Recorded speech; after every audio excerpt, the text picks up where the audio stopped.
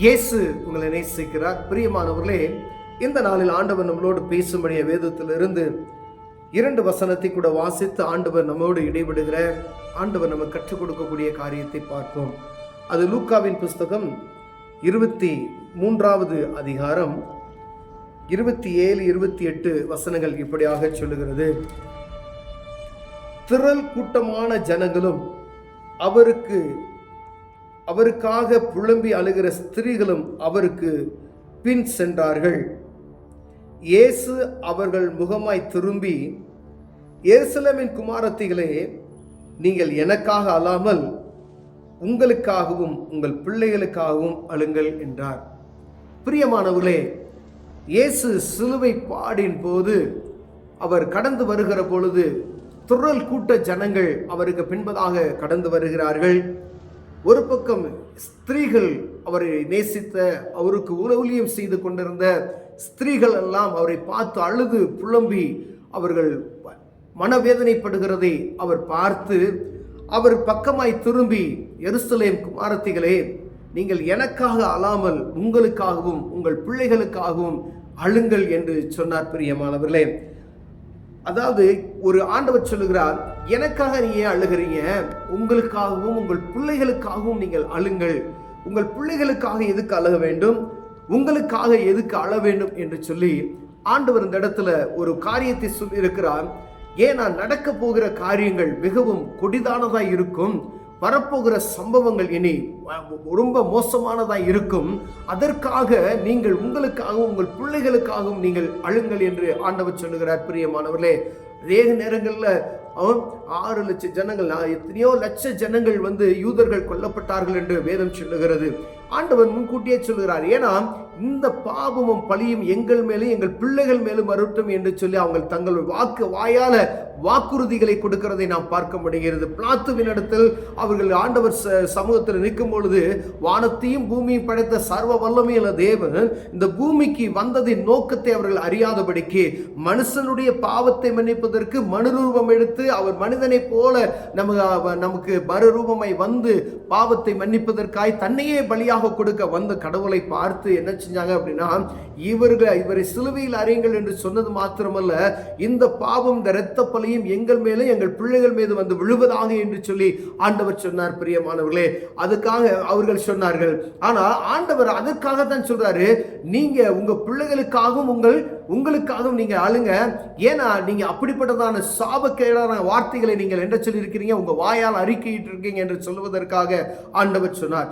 இப்பொழுதும் அநேக காரியங்கள் பாருங்க, வீட்டில் பிள்ளைகள் மீத நம்ம ஒரு காரியத்துல தப்பான பொய்யான ஒரு குற்றச்சாட்டுக்கு என் பிள்ளை மேல சத்தியம் சொல்லுவாங்க, இந்த பழியோ எங்க மேல வரட்டும், எங்க பிள்ளைகள் மேல வரட்டும் அப்படின்னு சொல்லுகிறதை நாம் அநேகர்கள் சொல்லுகிறதை கேட்க முடிகிறது. பிரியமானவர்களே, அநேக நேரங்கள்ல ஒரு சாபம் வரும் பொழுது அந்த சாபத்துக்கு நாம் உட்பட்டு இருக்கிறோமா என்று பார்ப்பதற்கு அநேக இடங்கள்ல, அநேக குடும்பங்கள்ல, அநேக பெரிய பெரிய ஆட்களுக்குள்ள கூட அந்த சாபங்கள் தொடர்ந்து வருகிறதை நாம் பார்க்க முடிகிறது.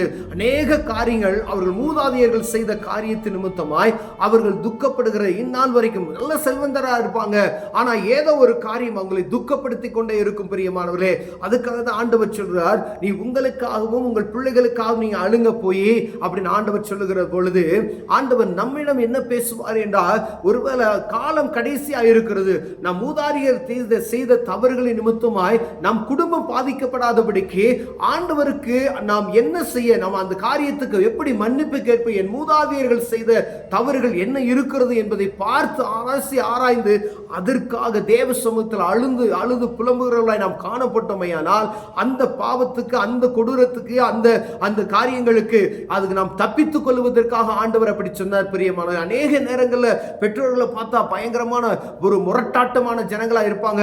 பிள்ளைகளை பாருங்க, ரொம்ப அமைதியா இருப்பாங்க. ஆனா பெற்றோர்கள் செய்த தவறு பிள்ளைகளுடைய சன்னதியை பாதிக்கப்படும் என்று சொல்லப்படுகிறது. பிரியமானவர்களே, இஸ்ரவேல் ஜனங்கள் ஒரு பெரு ஜன கூட்டங்கள் அழிக்கப்பட்டார்கள்.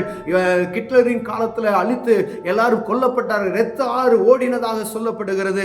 ஆனால் ஆண்டவர் அவர்கள் மீது வைத்த இரக்கத்தின் நிமித்தமாய் தேசம் முழுவதும், உலக நாடுகள் முழுவதும் இவர்களை வைத்து ஒரு ஒரு பார்வையை நோக்கத்தோடு செயல்படுகிறது நிமித்தமாய், இவர்கள் தாவீதுக்கு கொடுத்த வாக்குத்தத்தம் நிமித்தமாய் அங்கு ஒரு சேனையை அங்கு வைத்துக் கொண்டே இருக்கிறார் பிரியமானவர்களே.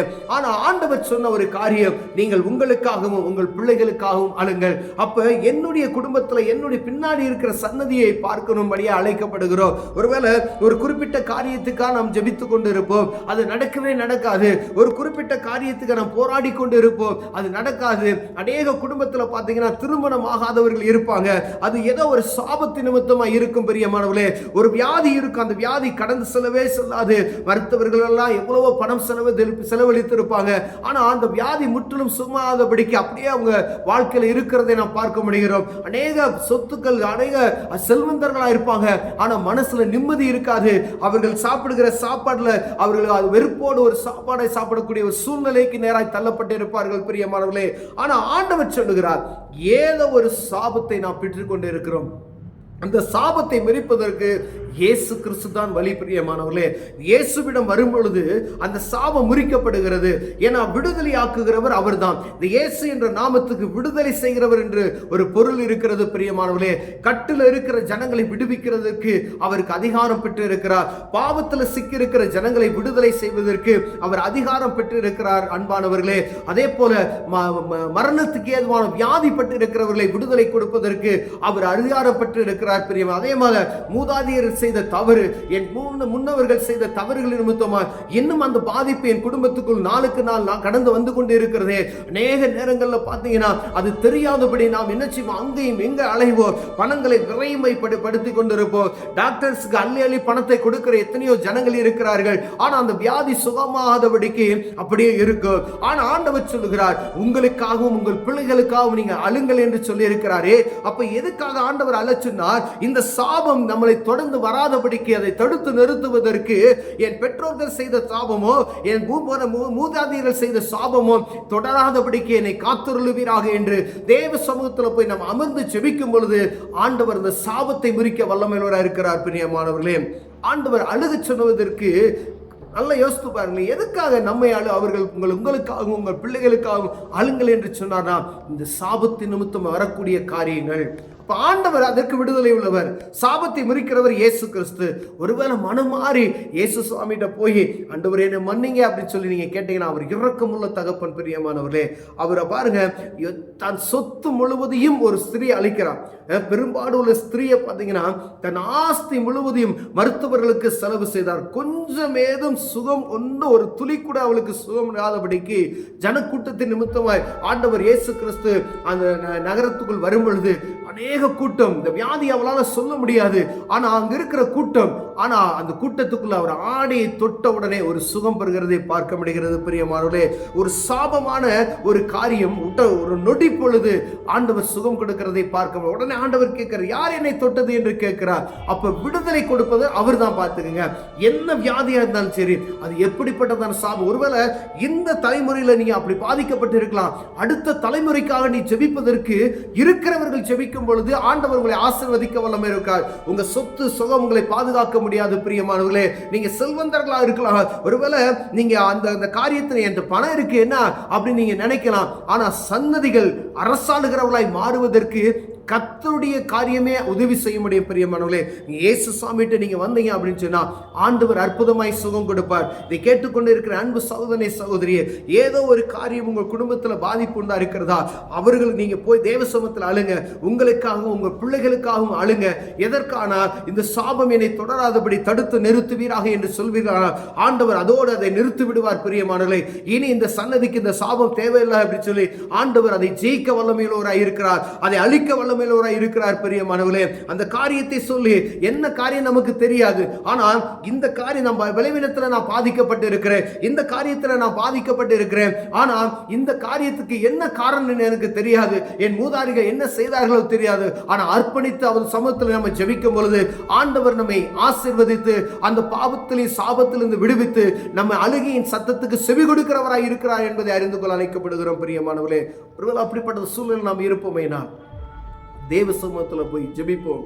ஆண்டவர் அற்புதம் செய்வார். கண்களை மூடுவோம்.